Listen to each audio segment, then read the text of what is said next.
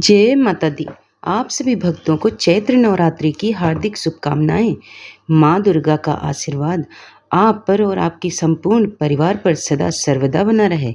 आज चैत्र मास की नवरात्रि का पहला दिन है, तो आइए सुनते हैं श्री दुर्गा सप्तशती का पाठ।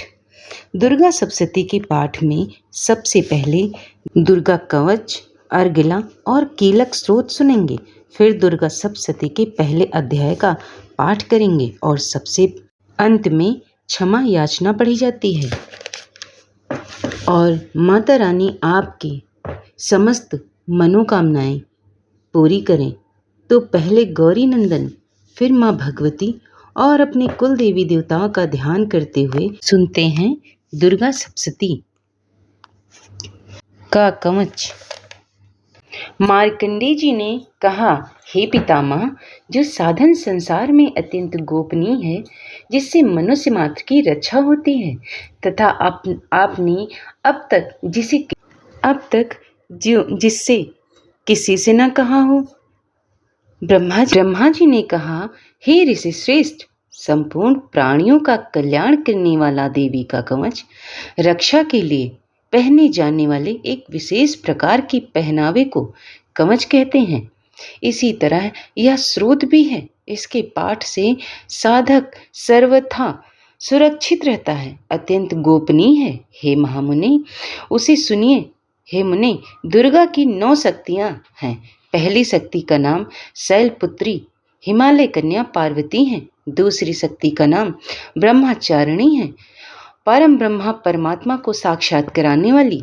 और तीसरी शक्ति चंद्र घंटा, चंद्रमा जिसकी घंटा में हो। चौथी शक्ति कूष्मांडा, सारा संसार जिनके उदर में निवास करता हो। पांचवी शक्ति स्कंद माता, कार्तिकेय की जननी है। छठी शक्ति कात्यायनी, महर्षि कात्यायन के अप्रतिम तेज से उत्पन्न होने वाले। सातवीं शक्ति कालरात्रि, समस्त सृष्टि का संहार करने वाली। तथा आठवीं शक्ति महागौरी, शिव के महाकाली कहने पर क्रोध से जिन्होंने तपस्या कर ब्रह्मदेव से गौर वर्ण का वरदान प्राप्त किया है। नवीं शक्ति सिद्धिदात्री, समस्त जगत को अणिमा लघिमा प्राप्ति, प्राकाम्य, महिमा, ईशित्व, वसित्व, कामावसेता, गरिमा, इन 8 रूपों में सिद्धि देने वाली हैं। ये नवदुर्गा कही गई हैं। ये शक्तियां सर्वज्ञ ब्रह्मदेव वेद द्वारा कही गई हैं। जो मनुष्य अग्नि में जल रहे हो, यदि भूमि में शत्रुओं से घिर गया हो तथा अत्यंत कठिन विपत्ति में फंस गया हो, वह यदि भगवती दुर्गा के शरण ले ले तो उसका कभी युद्ध या संकट में कोई कुछ बिगाड़ नहीं सकता है। उसे कोई विपत्ति घेर नहीं सकती और ना उसे शोक दुख तथा भय की प्राप्ति हो सकती है। जो लोग भक्तिपूर्वक भगवती का स्मरण करते हैं, उनका अभ्युदय होता रहता है। हे भगवती, जो लोग तुम्हारा स्मरण करते हैं, निश्चय ही तुम उनकी रक्षा करती हो। प्रथम चामुंडा, चंड मुंड का विनाश करने वाली देवी प्रेत के वाहन पर निवास करती हैं। वहीं महिषा के आसन पर रहती हैं। ऐन्द्री का वाहन ऐरावत हाथी है। वैष्णवी का वाहन गरुड़, माहेश्वरी बैल के वाहन पर तथा कौमारी मोर के आसन पर विराजमान है। श्री विष्णु पत्नी भगवती लक्ष्मी के हाथों में कमल है तथा वे कमल के आसन पर निवास करती हैं।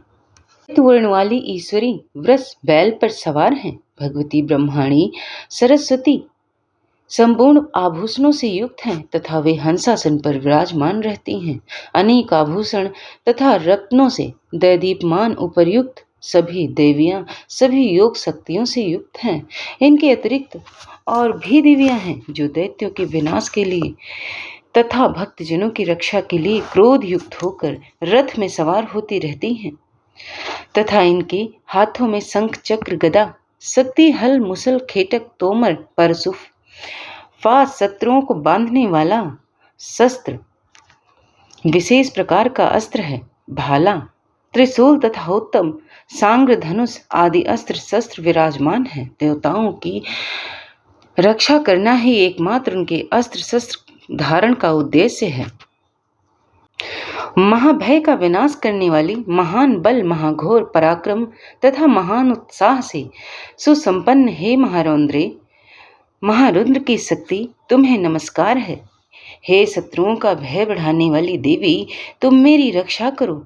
दुर्धर्ष तेज के कारण मैं तुम्हारी ओर देख भी नहीं सकता। ऐन्द्री शक्ति पूर्व दिशा में मेरी रक्षा करें तथा अग्नि देवता की आग्नेय शक्ति अग्निकोण में हमारी रक्षा करें।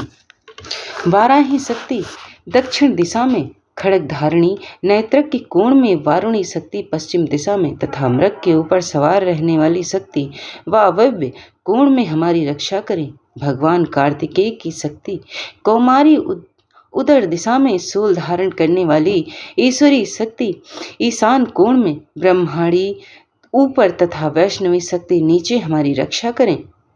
इसी प्रकार 100 के ऊपर विराजमान चामुंडा देवी 200 दिशाओं में हमारी रक्षा करें। आगे जया, पीछे विजया हमारी रक्षा करें। बाएं भाग में अजिता, दाहिने भाग में अपराजिता, शिखा में उद्योतनी तथा सिर में उमा नियम पूर्वक हमारी रक्षा करें।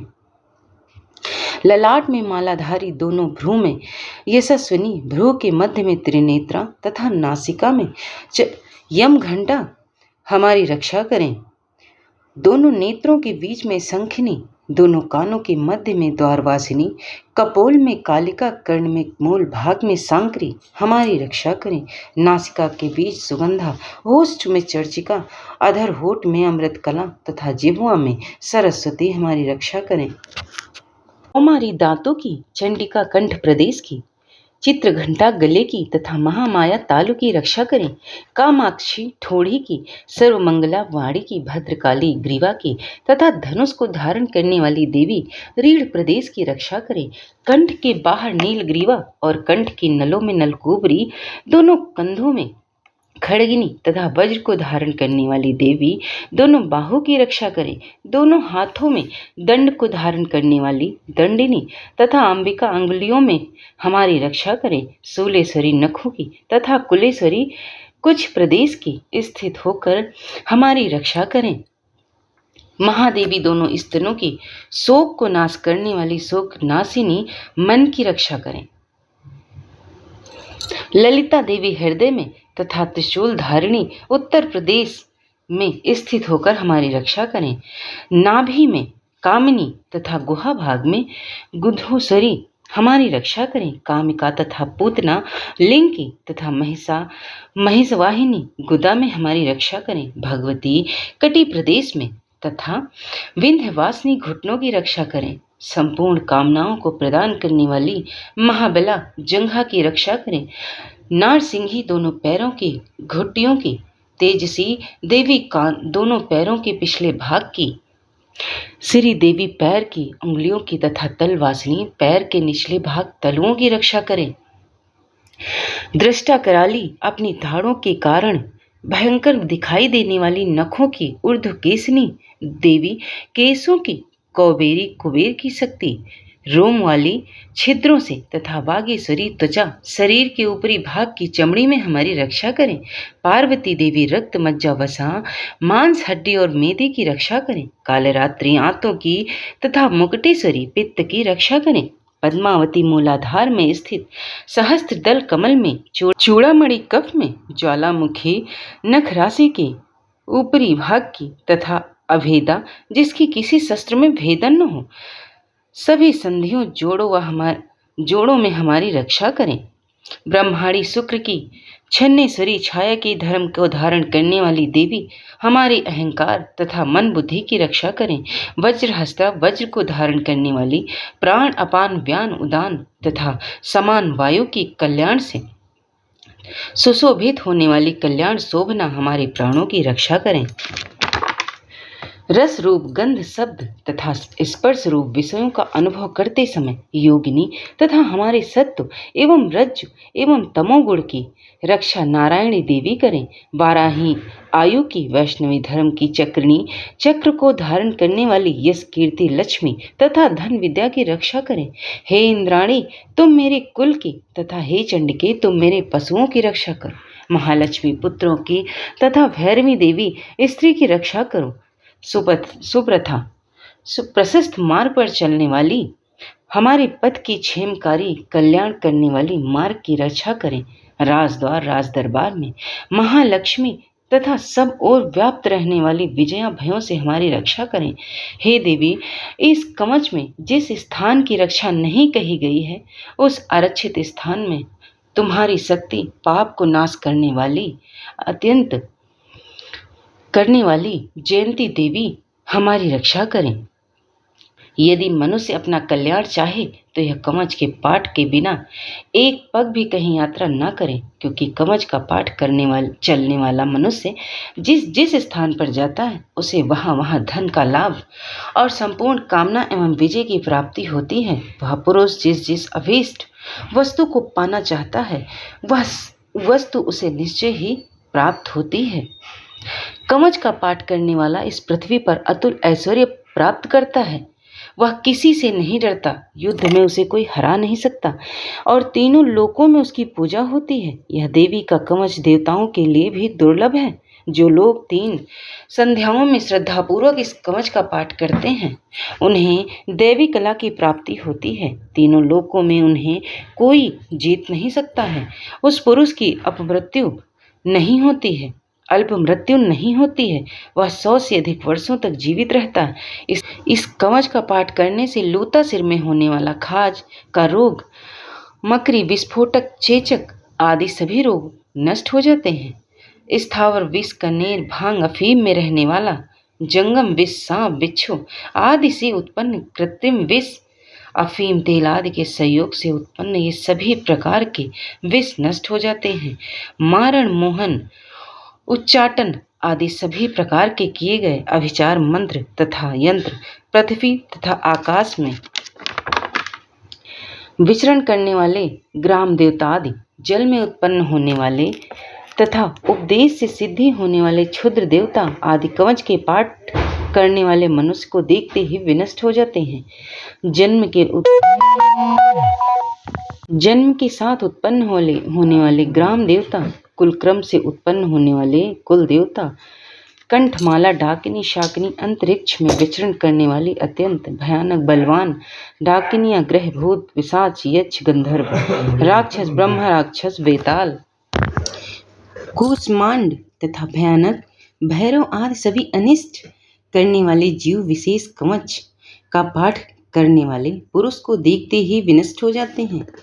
कवचधारी पुरुष का राजा के द्वारा सम्मान की प्राप्ति होती है। यह कवच मनुष्य के तेज की वृद्धि करने वाला है। कवच का पाठ करने वाला पुरुष इस पृथ्वी को अपनी कीर्ति से सुशोभित करता है और अपनी कीर्ति के साथ वह नित्य अभ्युदय को प्राप्त करता है। जो कवच का पाठ सप्तशती का पाठ करता है उसके पुत्र पौत्रादि संतति पृथ्वी पर तब तक विद्यमान रहते हैं जब तक पहाड़, वन कानन और कानन से युक्त यह पृथ्वी टिकी हुई है। कवच का पाठ दुर्गा सप्तशती का पाठ करने वाला मनुष्य मरने के बाद महामाया की कृपा से देवताओं के लिए जो अत्यंत दुर्लभ स्थान है उसे प्राप्त कर लेता है और उसे उत्तम प्राप्त कर शिव जी के साथ आनंद पूर्वक निवास करता है। अब पढ़ेंगे अर्कला स्रोत। मार्कंडे ने कहा, जिस जगदम्बिका के नाम जयंती सबकी अपेक्षा अत्यधिक उत्कर्ष वाली मंगला काली, भद्रकाली, कपालिनी, मुंडमाला को धारण करने वाली दुर्गा, क्षमा शिवा धात्री, सबको धारण करने वाली, स्वाहा यज्ञों को स्वीकार कर देवताओं को पोषण करने वाली तथा सुधा पितरों के श्राद्ध तर्पण आदि को स्वीकार कर पोषण करने वाली उस भगवती को हम नमस्कार करते हैं। हे चामुंडे, चंड मुंड का विनाश करने वाली, तुम्हारी जय हो। प्राणियों का संताप हरण करने वाली देवी, तुम्हारी जय हो। सब में व्याप्त रहने वाली हे देवी, तुम्हारी जय हो।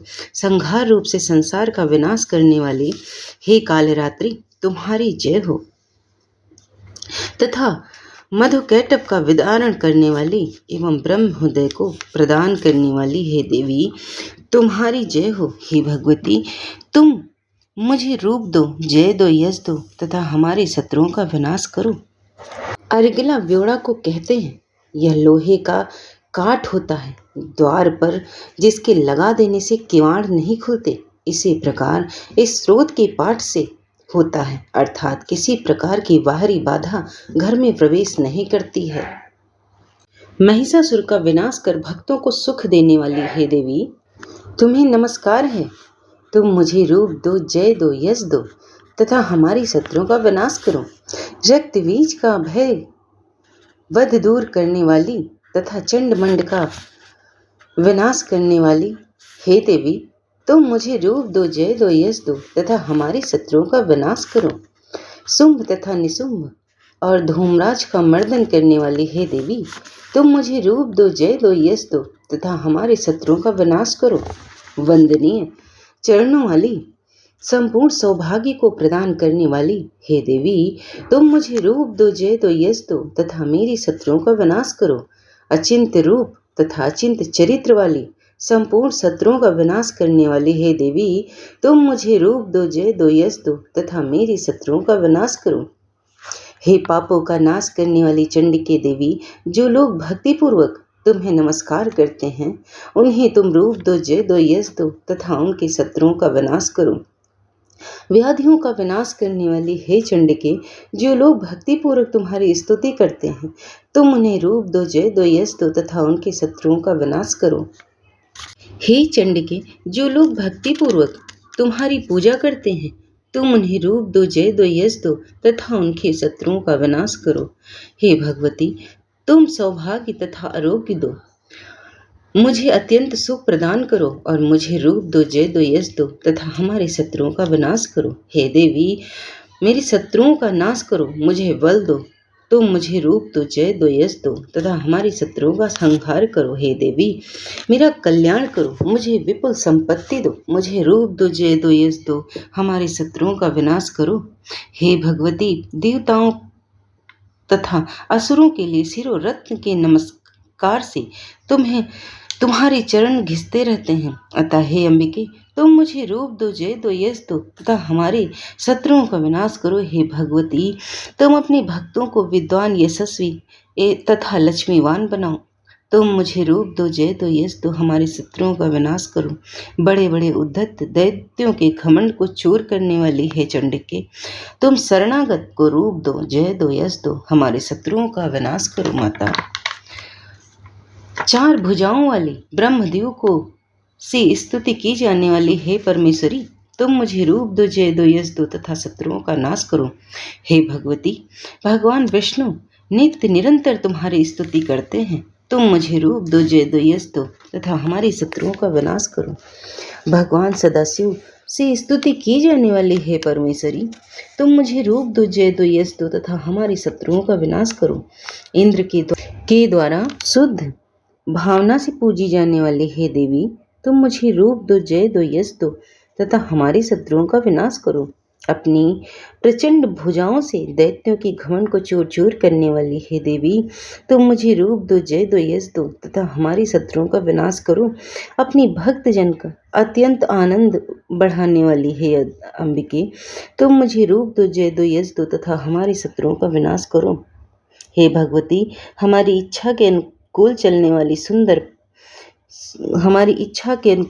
वाला सुंदर पत्नी मुझे प्रदान करो, जो उत्तम कुल में उत्पन्न हुए तथा संसार रूपी सागर से पार करने वाली हो। जो लोग इस अर्गला स्रोत का पाठ कर दुर्गा सप्तशती का पाठ करते हैं, वे सप्तशती के पाठ का उत्तम फल प्राप्त करते हैं तथा प्रचुर धनराशि भी भगवती की दया से उन्हें मिलती है। और अब पढ़ेंगे कीलक सूत्र।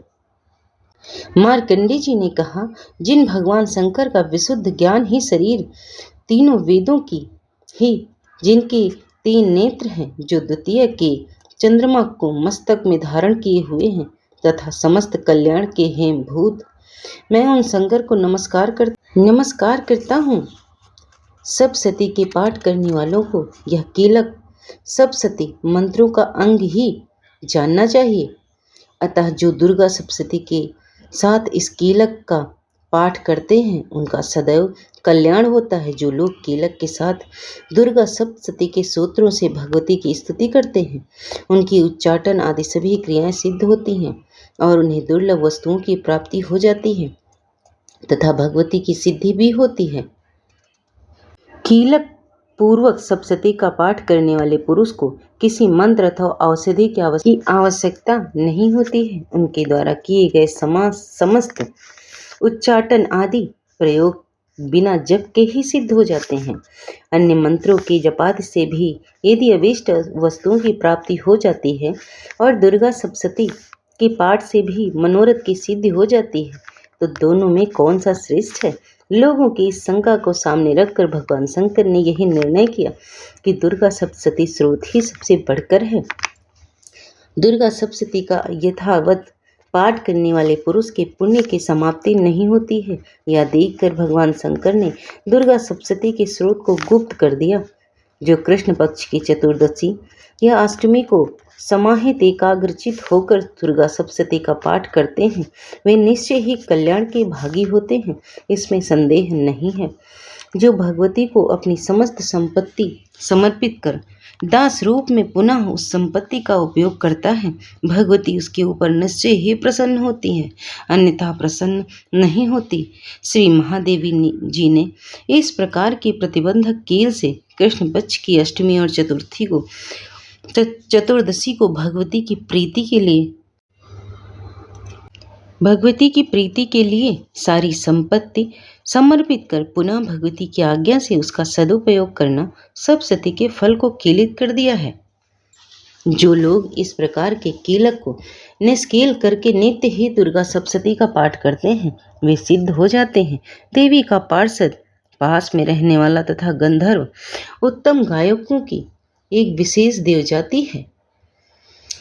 सर्वत्र विचरते रहने पर भी उन्हें कभी कोई भय नहीं रहता।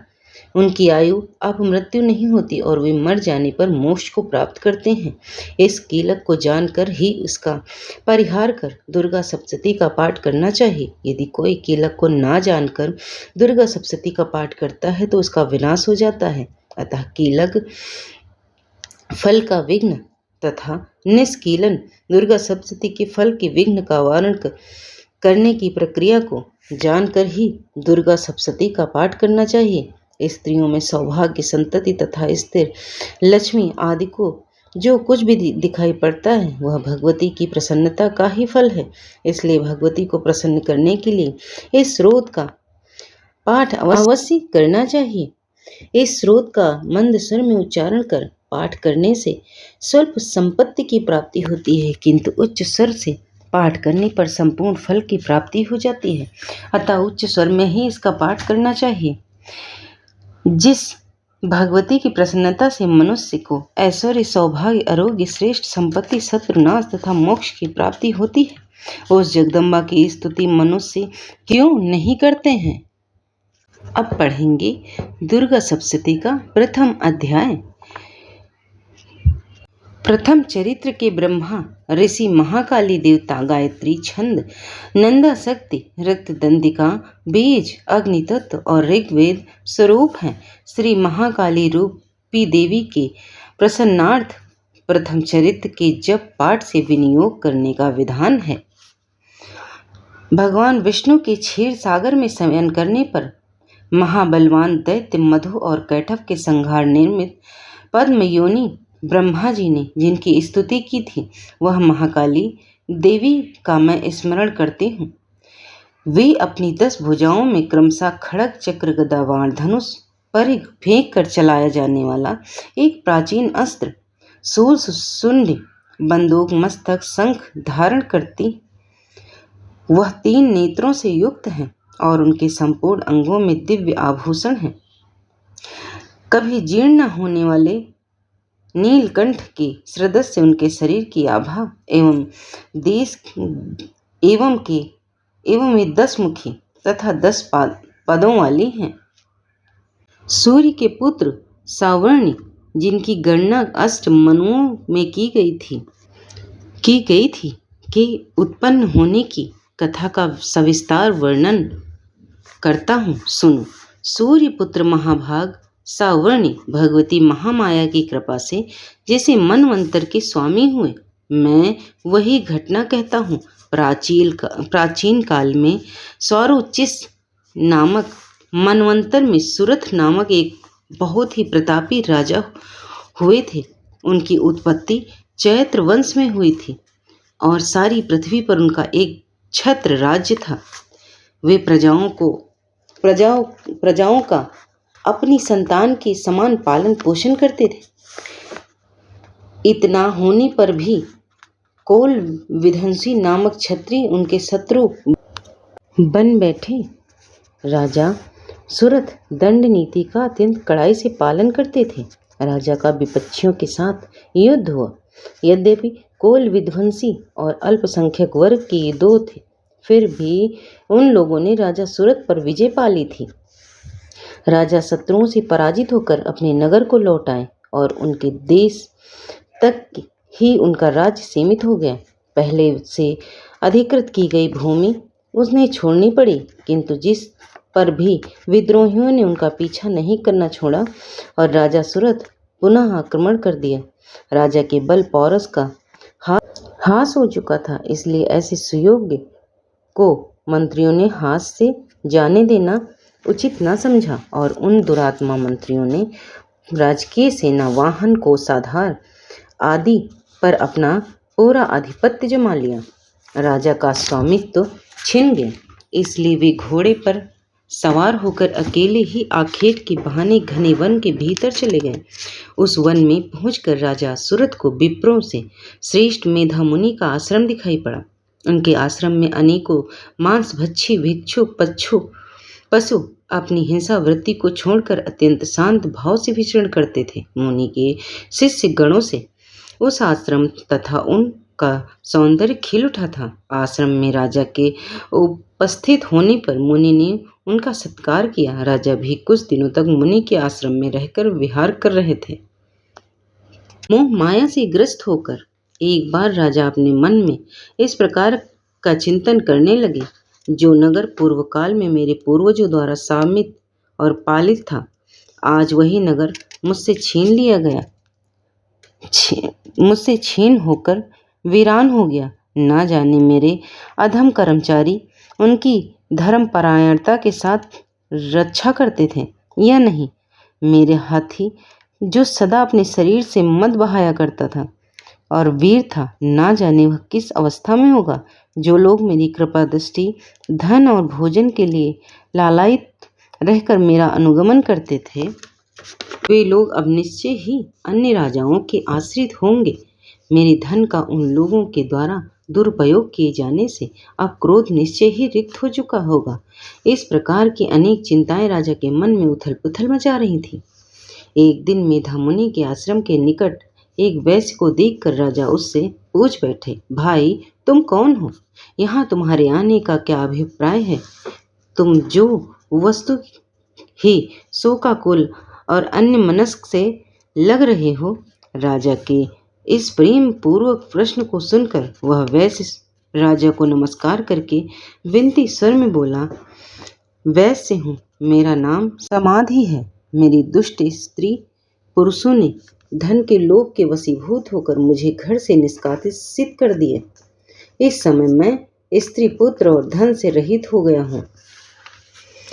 मेरे स्वजनों ने ही मेरा धन का अपहरण कर मुझे उसके अधिकार से अधिकारोच्युत कर दिया, इसलिए मैं खिन्न चित्त से वन में आ गया हूँ। इस समय नहीं जानता कि मेरे कुटुंबियों की क्या दशा है, वे लोग घर में सकुशल हैं या नहीं। मुझे इसके संबंध में कोई ज्ञान नहीं है। मैं विचार कर रहा हूँ कि मेरे पुत्र कैसे हैं, वे सदाचारी हैं या दुराचारी।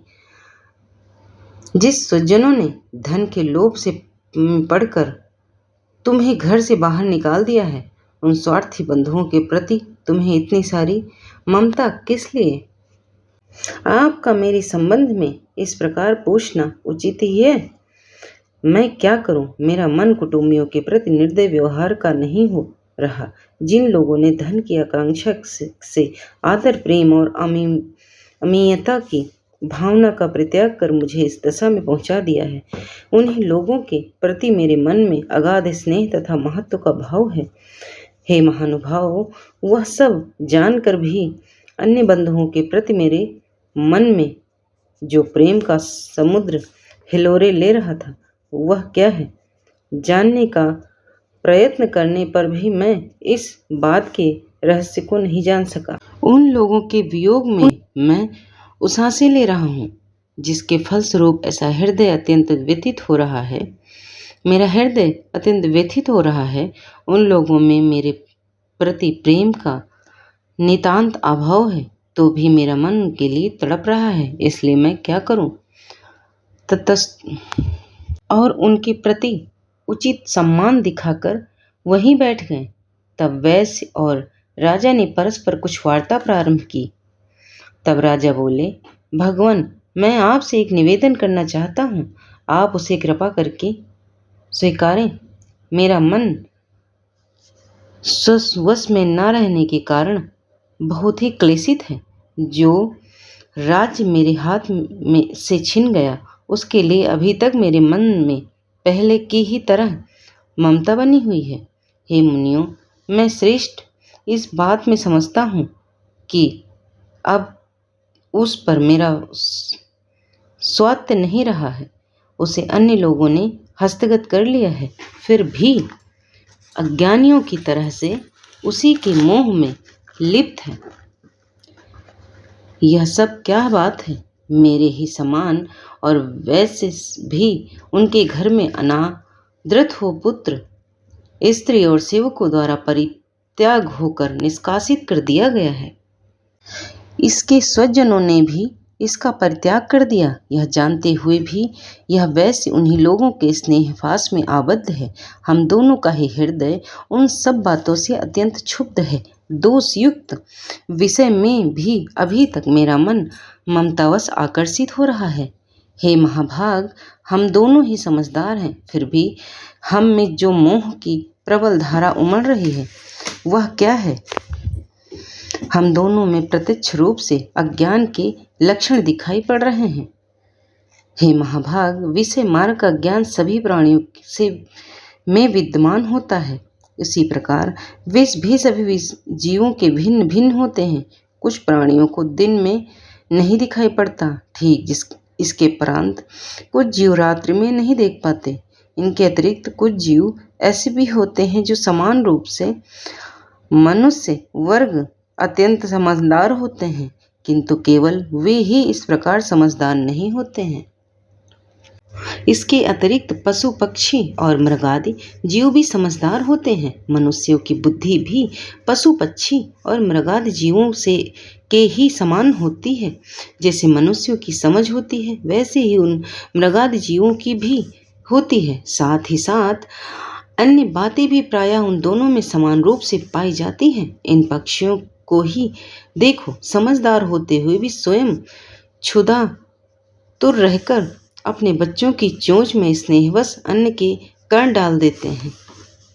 हे राजन, क्या तुम नहीं जानते कि मनुष्य समझदार होते हुए भी लोभवश अपने उपकार के बदले उपकृत होने के निमित्त पुत्रों की इच्छा रखते हैं? यद्यपि उन सब में भी समझदारी का भाव है, फिर भी वे समझदार की स्थिति को बनाए रखने वाली महामाया भगवती के प्रभाव द्वारा मोह रूपी भंवर में डाल दिए जाते हैं और उसी में वे जीव डूबते रहते हैं। इसमें आश्चर्य की कोई बात नहीं है। जगत पिता विष्णु भगवान की योग निद्रा रूपिणी महामाया से भी यह सारी सृष्टि मुग्ध हो रही है। हे महाभाग, ज्ञानियों के चित्त को भी बलात् आकर्षित करके मोह सागर में डाल देती है। वे ही समस्त सृष्टि की जगत धात्री हैं तथा जब वे ही प्रश्न होती हैं तब मनुष्यों के उद्धार के लिए मुक्ति लाभ का वरदान भी देती हैं। वे ही परा विद्या हैं और परा अपरा संसार बंधन और मोह ममता उत्पन्न करनी सनातनी देवी हैं तथा समस्त ईश्वरों की भी अधिष्ठात्री हैं। ही ब्राह्मण, उनका प्रादुर्भाव किस प्रकार से हुआ? उनके चरित्र कौन कौन से हैं? ब्रह्मा विद्या में श्रेष्ठ मुनि उन देवी की उपरोक्त कथाएं मैं आपके श्रीमुख से श्रवण करना चाहता हूँ। ऋषि ने कहा, हे राजन, यथार्थ में देवी का स्वरूप नित्य और सनातन है। वह समस्त जगत उन्हीं का स्वरूप है और वे ही विद्या समस्त विश्व के चराचर प्राणियों की में व्याप्त हैं। उनकी उत्पत्ति अनेक प्रकार से होती है, वह मैं तुम्हें सुनाता हूँ। यद्यपि वे जन्म रहित और नित्य स्वरूपा हैं, तो वे भी सब देवताओं की कार्यसिद्धि के निर्मित अवतार ग्रहण करती हैं। उस समय उन्हें लोक में अवतरित होना माना जाता है। कल्पांत में जब समस्त विश्व महासमुद्र में विलीन हो रहा था और सब जीवों के पालन करता भगवान विष्णु शेष शैया पर योग निद्रा से अभिभूत हो रहे थे, उस समय उनके कानों की मैल से दो भयंकर दानवों की उत्पत्ति हुई। वे असुर मधुकैटभ नाम से विख्यात हुए। जन्म लेने के बाद वे ही दानव सृष्टिकर्ता ब्रह्मा जी का वध करने को उद्यत हो रहे। उस समय ब्रह्मा जी भगवान विष्णु के नाभि कमल में अवस्थित थे। अपने पास राक्षसों के उपस्थित होने पर उन्होंने निद्राभिभूत भगवान को जागृत करने के लिए भगवान के नेत्रों में योग निद्रा की स्तुति करना प्रारंभ किया। भगवान की वह अद्वितीय शक्ति ही जगतधात्री, विश्व की अधिष्ठात्री तथा संसार का पालन और संहार करने वाली मानी गई है। उन्हीं योग माया भगवती निद्रा देवी की ब्रह्मा जी की आराधना करने लगे।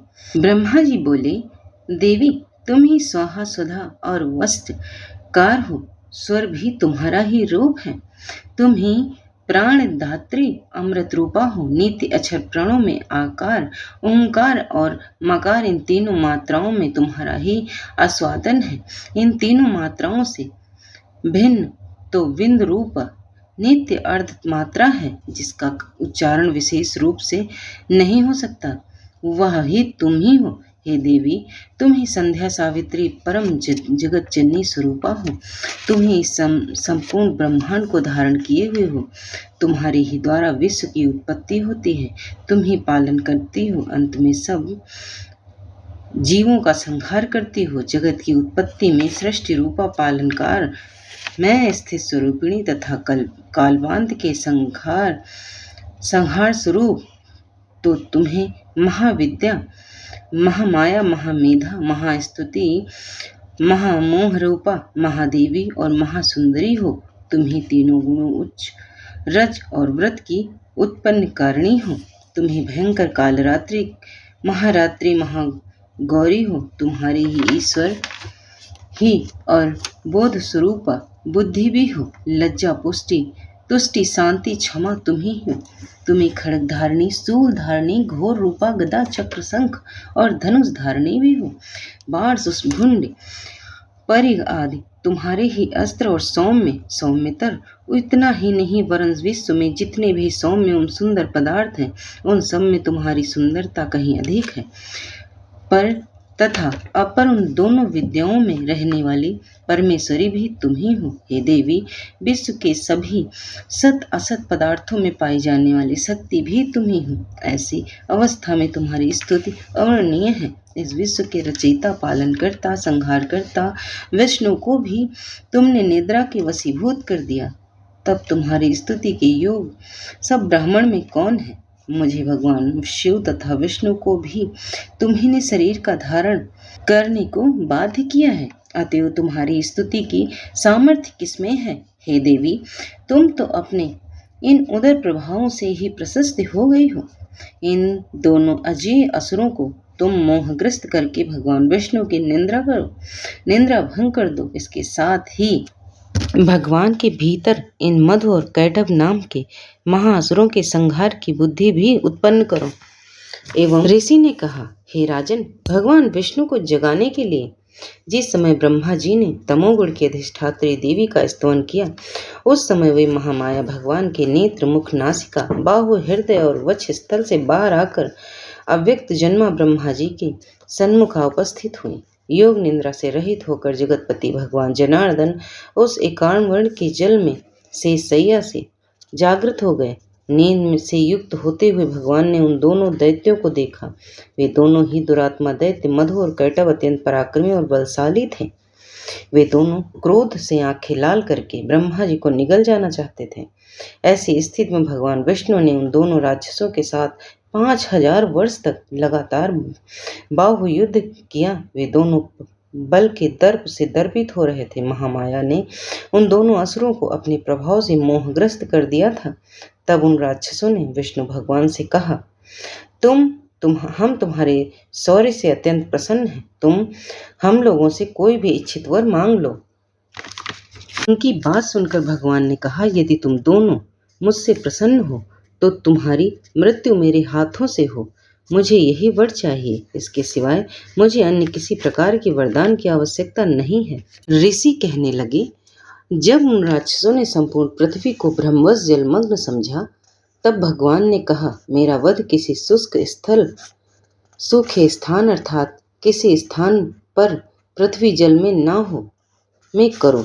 ऋषि ने कहा, तथास्तु कहकर शंख चक्र गदा पदधारी भगवान विष्णु ने उन दोनों दैत्यों के मस्तक अपनी जंघों पर रखकर सुदर्शन चक्र के द्वारा काट दिए।